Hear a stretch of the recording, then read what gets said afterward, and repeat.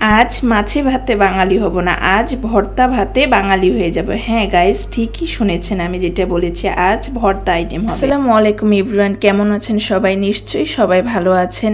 আজ ভিডিওতে দেখেই বুঝতে পারছেন আজ ভর্তার আইটেম করব আমি। হ্যাঁ, আমার সাথেই থাকুন। আজ আমরা বাঙালিরা বাইরে যত খাবারই খাই না কেন, এই ধরনের রেস্টুরেন্টে চাইনিজের মাছ মাংস যত কিছু খাই, তারপরও মনে হবে কি যেন খাই না। আর সেটাই হচ্ছে ভর্তা। অন্যান্য দিন যত কিছুই রান্না করি না কেন, যেই পদেরই তরকারি আইটেম করি না কেন, তারপরও তেমন একটা নর্মাল দিনের মতনই লাগে। কিন্তু যেদিন ভর্তা আইটেমগুলো করি, ওই দিন মনে হয় মুখে রুচি বেড়ে গেছে, মনে হয় অনেকগুলো ভাত খেয়ে ফেলতে পারবো। আর তাই হয় আসলে, তাই না? যেদিন ভর্তাগুলো করা হয় সেদিন কিন্তু এক প্লেটের জায়গায় 2 প্লেট খাওয়া হয়ে যায়। তবে আমি তেমন ভর্তার আইটেমগুলো অনেকগুলোই আমি পারি না এবং জানি না কিভাবে করতে হয়। তো সাধ্যের মতন যেগুলো ঘরে ছিল সেগুলো দিয়ে আমি আজকে ভর্তাগুলো করি। তবে আজ কথা বলতে বলতে বুঝিয়ে গেছেন আমি আজ ভর্তার আইটেম কয়টা করব। হ্যাঁ গাইস, আমি আজকে 4টা ভর্তার আইটেম করব। তো ভিডিওর প্রথমেই দেখে নিলেন আমি আলু এবং ডিম এগুলো সিদ্ধ করে নিয়েছি।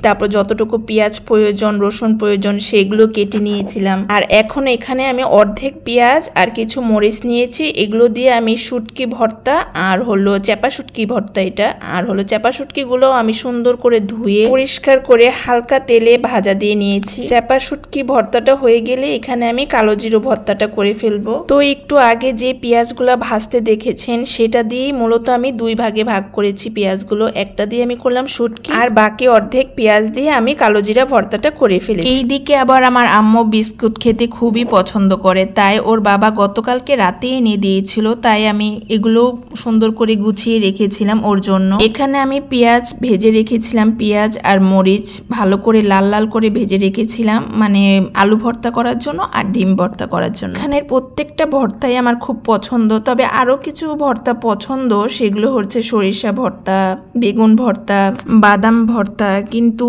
এই আইটেমগুলো ছিল না, তো এর জন্য আর করা হয়নি। আপনাদের সবচেয়ে ফেভারিট ভর্তাটা কোনটা অবশ্যই কমেন্টে আমাকে জানাবেন। ভয়েস দিতে এসো ভর্তাগুলো দেখে আমার একদম জিভে পানি চলে আসছে, আবার করে খেতে ইচ্ছে করছে দেখে।